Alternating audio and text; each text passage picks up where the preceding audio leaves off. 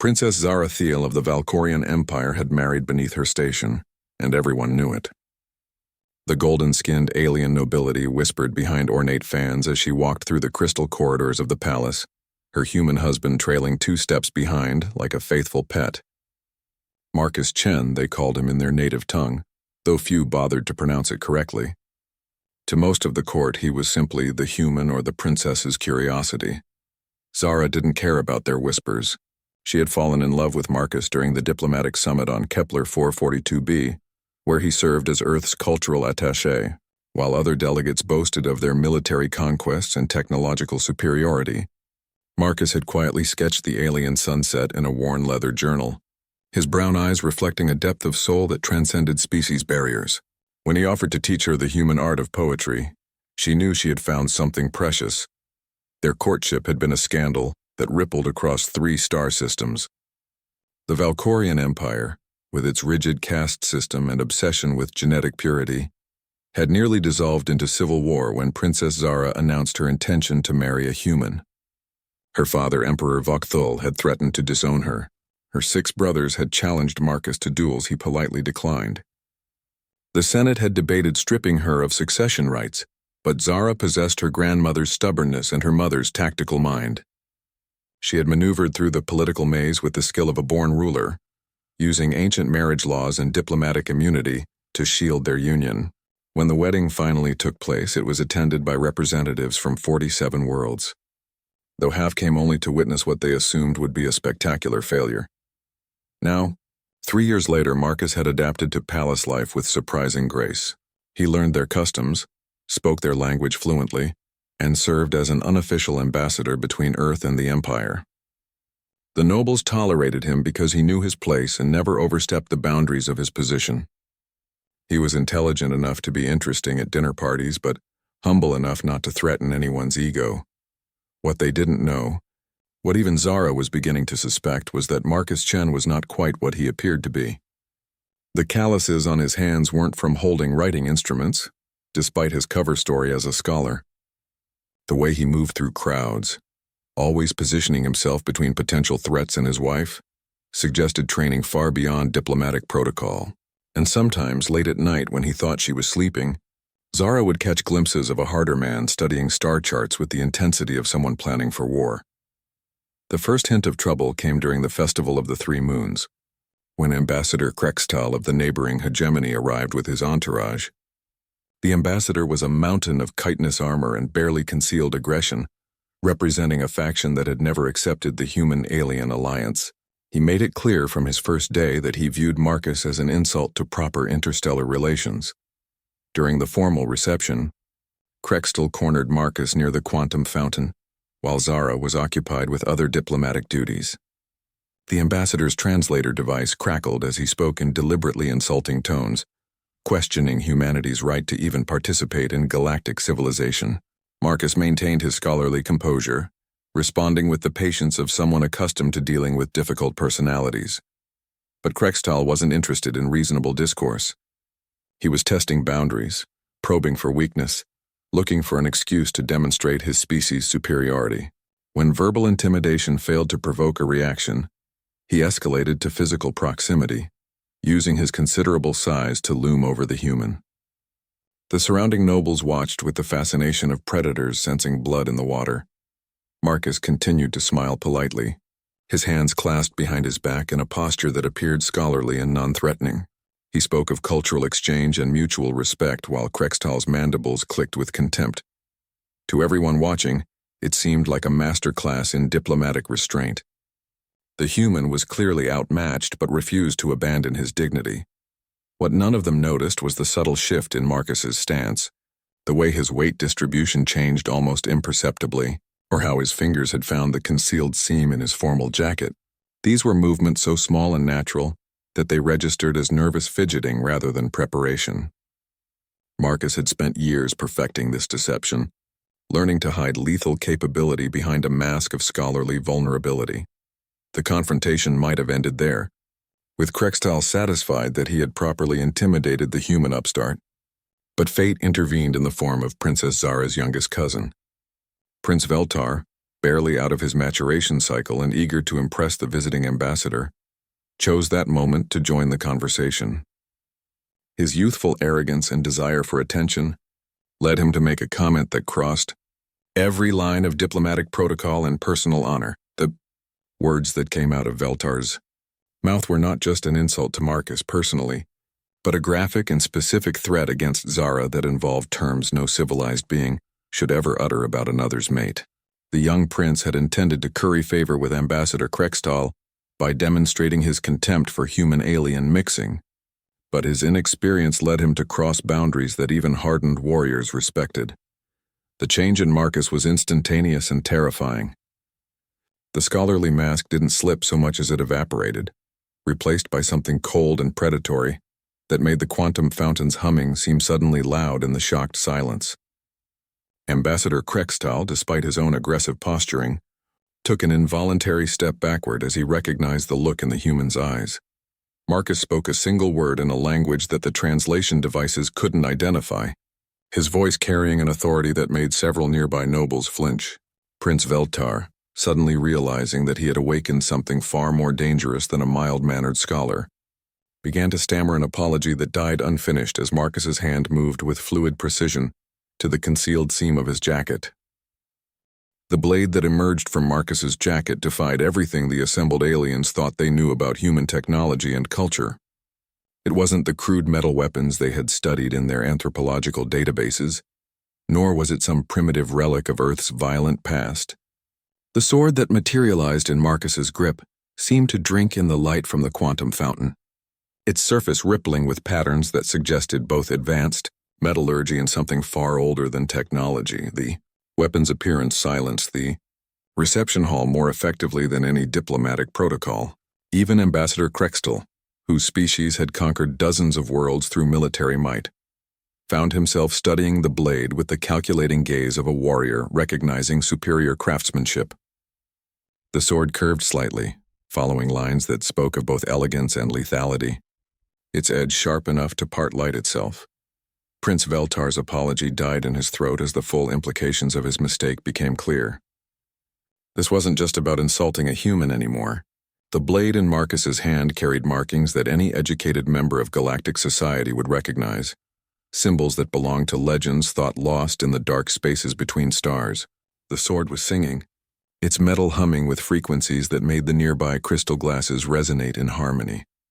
Marcus held the weapon with the casual familiarity of someone who had spent decades perfecting his technique. His stance had shifted from diplomatic to combat-ready, every muscle group aligned for maximum efficiency. The transformation was so complete that several nobles didn't immediately recognize him as the same mild-mannered human who had been discussing poetry with their daughters just hours earlier. Princess Zara pushed through the crowd, drawn by the sudden silence that had replaced the reception's cheerful din. When she saw her husband standing in the circle of shocked dignitaries, the ancient blade gleaming in his grasp, her world shifted on its axis. This wasn't the Marcus who wrote her love letters in 3 languages or who spent hours studying Valkorian customs to avoid embarrassing her at state functions. The man before her moved with the controlled grace of a predator who had chosen not to strike yet. His eyes, usually warm with scholarly curiosity, had become chips of ice that promised consequences for anyone foolish enough to continue the current path. The sword in his hand wasn't just a weapon, but a statement of identity, a declaration that everything they thought they knew about Earth's representative had been carefully constructed misdirection. Ambassador Krextal was the first to recover from the shock, his warrior instincts overriding his diplomatic training. He recognized the fighting stance, the weapon's significance, and the dangerous calm that surrounded Marcus like an invisible field. This wasn't some human curiosity playing at being dangerous. This was something that had been hiding in plain sight, waiting for the right moment to reveal its true nature. The ambassador's own hand moved instinctively toward his ceremonial weapon, a gesture that didn't go unnoticed by Marcus. The human's grip on his sword shifted slightly, a minute adjustment that somehow made the blade seem even more threatening. The message was clear. Krextal was welcome to escalate the situation, but he should understand the likely consequences before making that choice. Prince Veltar, realizing that his youthful arrogance had triggered something far beyond his ability to control, looked desperately toward his cousin for salvation. Princess Zara stood frozen, torn between her diplomatic responsibilities and her need to understand what her husband had become before her eyes. The blade in his hand told a story that she had never heard, spoke of training and experience that had somehow been hidden from her for 3 years. Marcus spoke again, this time in perfect Valkorian, his accent carrying subtle harmonics that suggested intimate familiarity with the language's military dialects. The words he chose were formal, but carried undertones of challenge that made Ambassador Krextal's mandibles click with involuntary respect. He was offering Prince Veltar a single opportunity to withdraw his statements and apologize, appropriately for the insult to his wife. The young prince's eyes darted between the legendary sword and the human who wielded it with such casual authority. Everything he had been taught about humans suggested they were weak, emotional, unsuited for the harsh realities of galactic politics. Yet here was evidence that his teachers had either been dramatically misinformed or deliberately deceptive about Earth's capabilities. The sword continued its subtle harmonics, the sound growing more complex as if responding to Marcus's emotional state. Those nobles who recognized the blade's origins began whispering among themselves, sharing fragments of knowledge about weapons that belonged to the age of myths. Such swords were supposed to be lost, their forging techniques forgotten when the ancient civilizations that created them vanished into the dark between stars. Ambassador Krextal made his decision with the pragmatism of a seasoned warrior.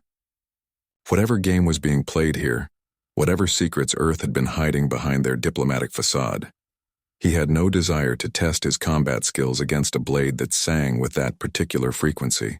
He stepped forward not to escalate but to diffuse, using his authority to salvage what remained of the diplomatic situation. The ambassador's words carried the weight of someone accustomed to command, but they were carefully chosen to acknowledge the changed dynamics without losing face entirely.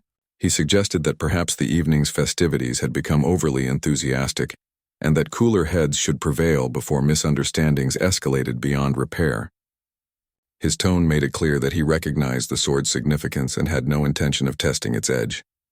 Princess Zara found her voice at last, though it carried tremor she couldn't quite suppress. She addressed her husband formally, using his full name and title in a way that reminded everyone present of his diplomatic status, while giving him an opportunity to step back from whatever precipice they were all approaching. Her words were a lifeline, offering him a path back to the civilized world they had been inhabiting just moments before. Marcus looked at his wife, and for just an instant, his mask of controlled lethality slipped to reveal the man she thought she knew. The sword song diminished to a whisper as he made his choice, duty to his mission warring with love for the woman who had become his anchor in an alien world. The decision would determine not just the fate of the evening's reception, but potentially the entire balance of power between their civilizations. The blade disappeared as smoothly as it had appeared, sliding back into its hidden sheath with practiced efficiency.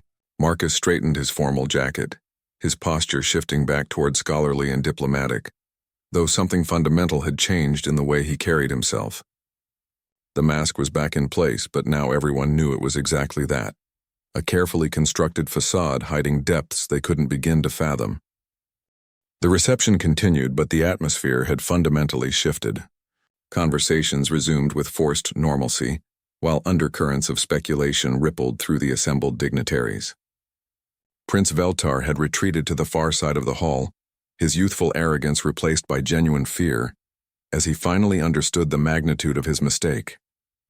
Ambassador Krextal maintained diplomatic composure, but his security detail had subtly repositioned themselves with the efficiency of professionals who recognized a new threat level.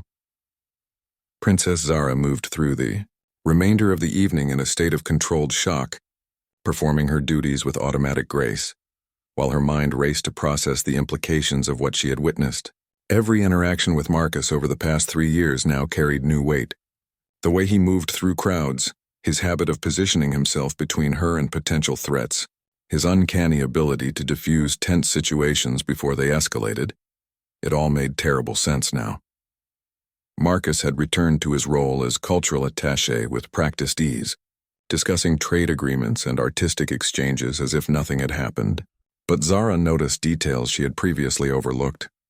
The way other diplomats now gave him slightly more space, the increased respect in their voices, the careful attention they paid to his seemingly casual observations about galactic politics.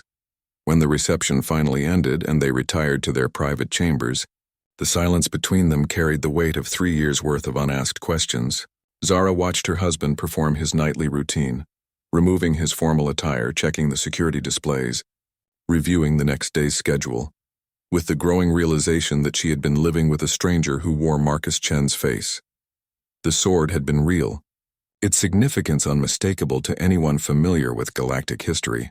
Such weapons belonged to the age of the Voidwalkers, the mysterious civilization that had vanished from known space millennia ago, leaving behind only legends and technological marvels that modern science couldn't replicate. The fact that Marcus carried such a blade raised questions that challenged everything the galaxy thought it knew about human development. Marcus finally spoke as he settled into his desk chair, his voice carrying none of the steel that had been present during the confrontation. He acknowledged that they needed to talk, that the evening's events had made certain conversations inevitable. His tone was gentle, almost apologetic, but underneath lay a weariness that suggested he had been carrying this burden for far longer than their marriage. He began with the truth about Earth's first contact with galactic civilization, a story very different from the official histories. Humanity's introduction to interstellar society hadn't been the peaceful diplomatic encounter recorded in the archives. It had been a test, a careful evaluation by powers that moved in the shadows of galactic politics, assessing whether Earth's people possessed the qualities necessary for survival in a universe more dangerous than most species understood. The humans who had served as Earth's first ambassadors hadn't been randomly selected diplomats and scholars. They had been chosen from among the most capable of their species, individuals trained in arts that most civilizations had forgotten or never learned. The galaxy was not the peaceful alliance of cooperative species that public records suggested, but a complex ecosystem of predators and prey, maintained in delicate balance by forces most beings never recognized. Marcus revealed that his true role extended far beyond cultural attaché. He was part of an organization that existed in the spaces between official recognition, tasked with protecting humanity's interests in a galaxy where species rose and fell, based on factors that rarely appeared in diplomatic communications.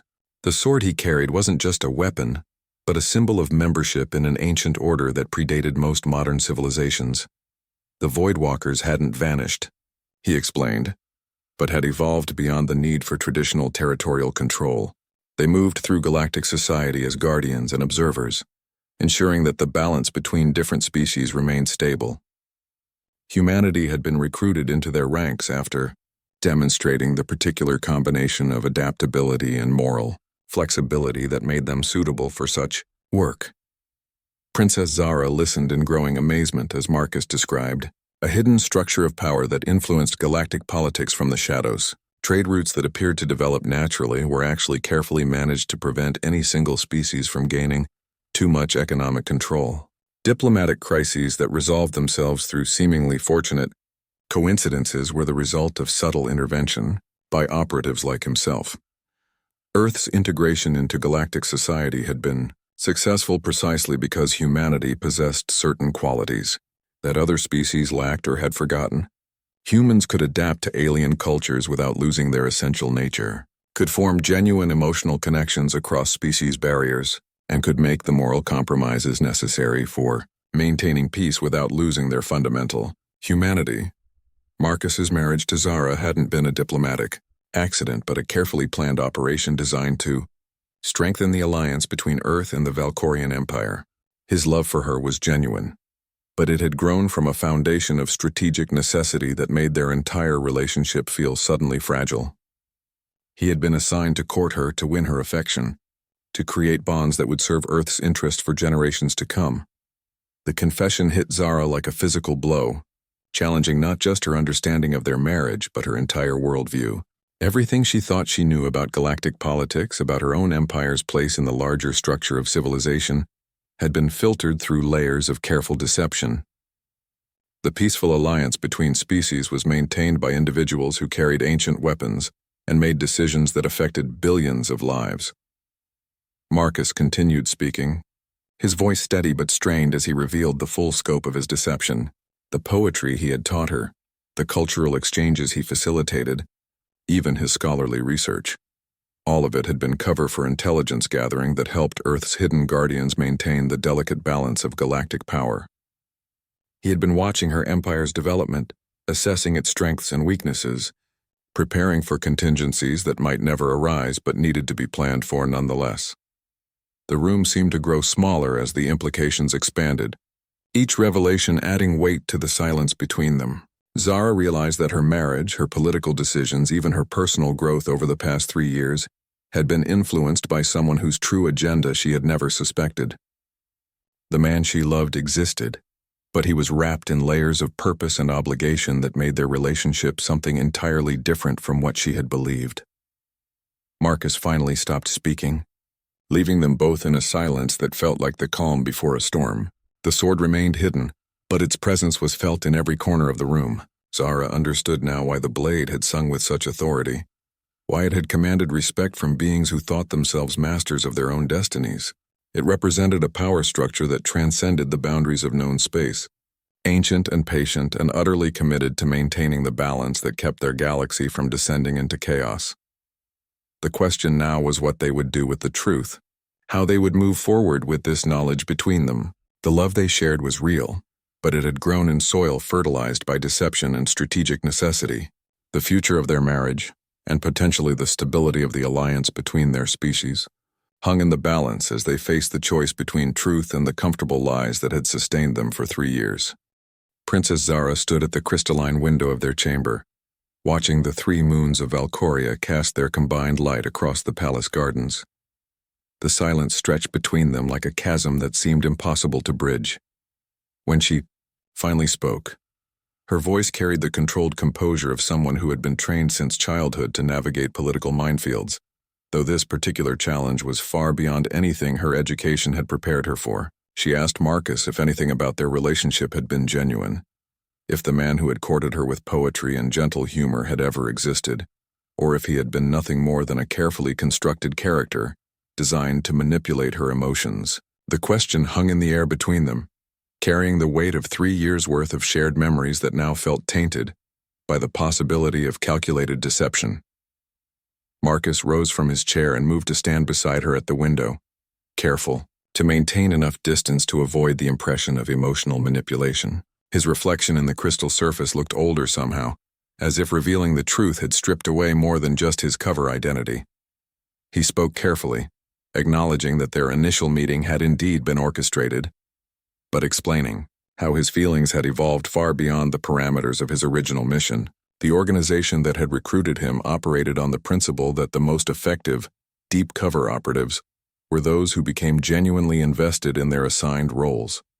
Marcus had been chosen for this mission, not just because of his combat skills and intelligence training, but because psychological evaluation suggested he possessed the emotional capacity to form authentic connections while maintaining operational effectiveness. His love for Zara had begun as professional appreciation for her political acumen and diplomatic skill, but it had grown into something that surprised him with its intensity. The poetry he had shared with her came from his own heart, even if his presence in her life had been arranged by others. The cultural exchanges he facilitated served his mission objectives, but they also reflected his genuine fascination with Valkorian art and philosophy. Zara listened to his explanations with the analytical mind of someone trained to detect deception in diplomatic negotiations. She found herself believing him, not because his words were particularly persuasive, but because the pain in his voice suggested emotional stakes that went beyond professional concern. If Marcus was acting now, he was either far more skilled than she had imagined, or the feelings he described were genuine enough to survive the revelation of their origins. The conversation was interrupted by a soft chime from the chamber's communication system, indicating an urgent message from palace security.